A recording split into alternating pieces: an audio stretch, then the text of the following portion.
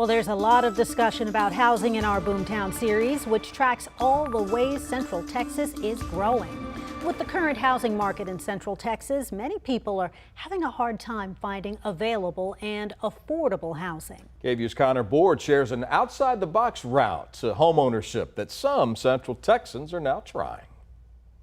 Well, come in and you can see it. To see the place Ellen and Gary Barracks have called a second home for some years now. Yeah, 2018. They come from Sugar Land here to their property in Bastrop to stay in a shipping container. Isn't that a weird idea? Yeah. They used to stay in their trailer, but found containers were safer, more sustainable, and were an affordable option, even if you need to be innovative. We took an electric knife and sawed our mattress, sawed it down to be a queen short because it's hard to find a queen short mattress. She says once their grandkids started coming out, they bought a second one.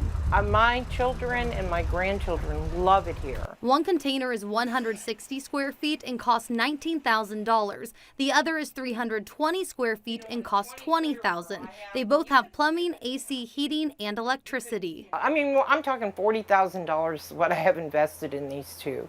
That's pretty darn good. She bought one of her container homes from Bob at Bob's Containers. That's me, yeah.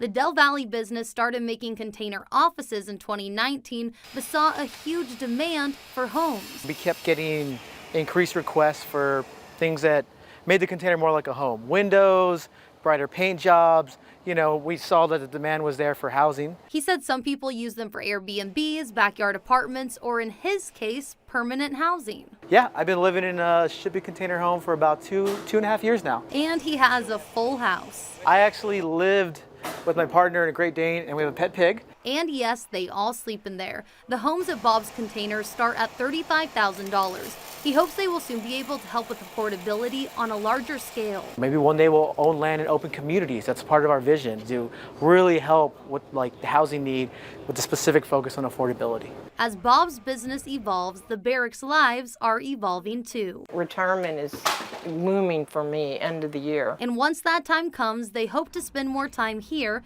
in the containers they call home. I really love it since we got these. It's so much easier. Reporting in Bastrop, I'm Connor Board.